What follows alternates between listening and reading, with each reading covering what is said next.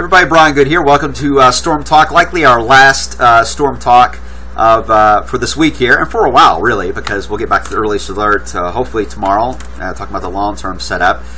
First off, though, as we always do here for a while, we're going to be talking about Kentucky's darkest day, a total solar eclipse passing through Kentucky. Here is some information for you guys. First off, here's the eclipse notes for today. This one made some people a little confused this morning. The superstition goes that Eskimos turn their utensils upside down during an eclipse. And apparently they did this because they felt that if you are turning them upside down, they try to shine any bad contagions that could be in the food away.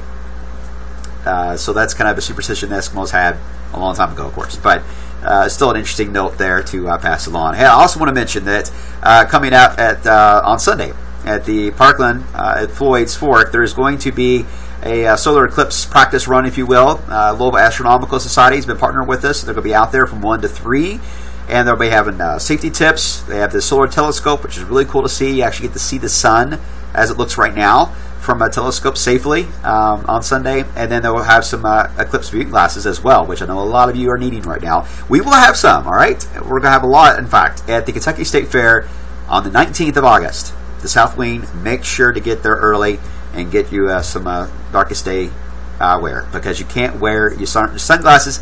Not going to work. You cannot look at the sun. You can't use sunglasses. You've got to have protective gear. Otherwise, you can do damage to your eyes, and we don't want that to happen. In fact, it takes as little as 100 seconds to cause damage to your eyes if you look straight at the sun, so you don't want to risk it. All right, so enough of that. Let's get to the weather. All right, here we go. Marginal risk. This just updated a few minutes ago. Nothing's really changed, and that's a good call for them because there's not much to talk about on the severe side. We'll cover that in a second. We do have the risk mainly south across the area of southeast Kentucky, mainly at Carolina's event, though, for tomorrow, and then we all get to really quiet down for the weekend here, of course. There's the latest view of the radar, and you can see on the satellite, the visible satellite, we got some sun across southern Kentucky. That's important. This area is really going to heat up. I think 90 degrees, if not a little above, in some spots will take place for those of you south of the parkways today. So you'll have plenty of instability to work with. It's going to be more of an issue of marginal here, even though the better dynamics really are going to take place in our neck of the woods. We don't have a lot of heating here taking place, but we'll have at least some hazy sunshine that'll still allow for some decent warming. The rain's been coming at us so far hasn't really survived very well, but that will be changing as the afternoon wears on. And look how it stretches all the way back to Kansas City, where they've had big problems with flooding this morning. I-35 was even closed for a while into Missouri and Kansas City. If you look carefully, it's hard to see, but there is a bit of a spinning motion. There's a small little vort, a little impulse I was talking about yesterday. This is the one that's going to track to the east-southeast, and that is the one that is going to be the main heavy rain kicker as we head into this afternoon and certainly for this evening. Ahead of it, I think the severe potential will be there, and I think that's going to be a southern Kentucky issue more than likely. Let me show you a couple of the models. First off, here's the HRRR model, but before I show you the actual model itself, here's the current radar view.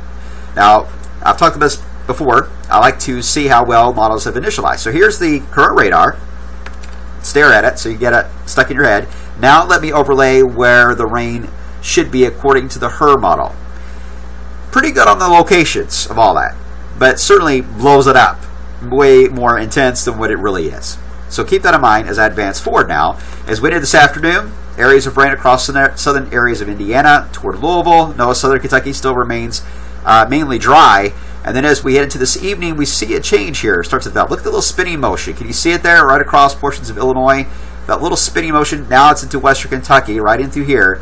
That is where we could have some severe weather. It could develop, depending on how much the heating goes today. For our area, it's going to be a heavy rain band for the afternoon that will develop. And notice, though, there's kind of a split. If you were to look at this, say, draw the circle where the low is. You got one arm this way, one arm basically that way. There is a gap right in through here. And I think that those of you who fall in that little split zone will get very little in the amount of rainfall out of this.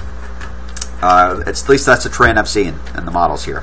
All right, let's look at the RPM model, our in-house model. Here's the current radar view. Here's where it says the rain should be. It has the same problem. It's got good placement, not good on the intensity side of things.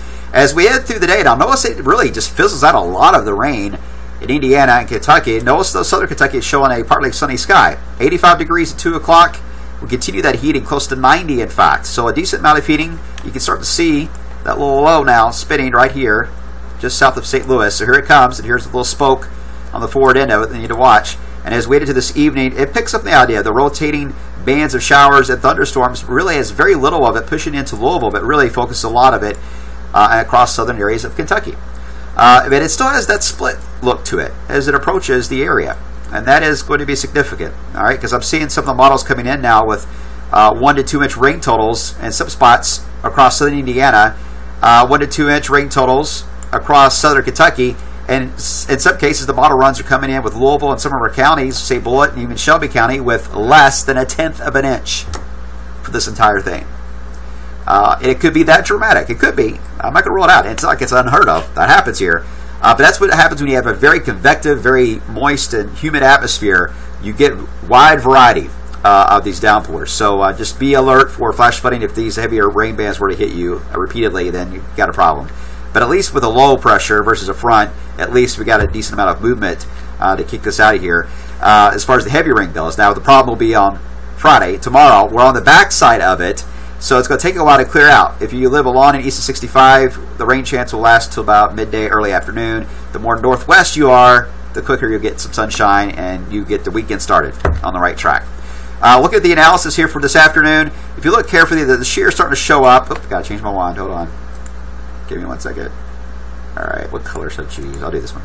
All right, if you look more carefully, you can see the bit of shear showing up here in northwest Missouri. That is that beginning of that low that will move in. There's not a lot of wind shear with it, but I think there could be just enough. There could be a few warnings. It could be issued for severe weather. I think this is probably going to be a spot to watch for maybe some isolated severe weather for this evening.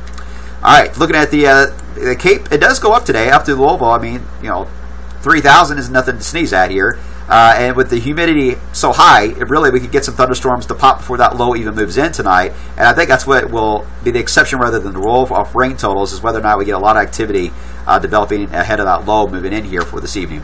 The downdraft Cape, I think, is one of the examples of that. It is certainly high enough for some damaging winds that can take place in southern Kentucky for later this afternoon. So any pop-up thunderstorm this afternoon you guys see around the parkways, that can produce a strong wind gust. Otherwise, you'll deal with the main low itself that moves in there for this evening. And rain chances, we're going to time it out as relatively low until we get to the afternoon. We'll ramp it up because we'll begin that one spoke across Indiana. And then through the evening, we got the low moving in as well with the heavier rain band. The track of that low, sounds like the wintertime here, is going to be key on who gets the heaviest of rain out of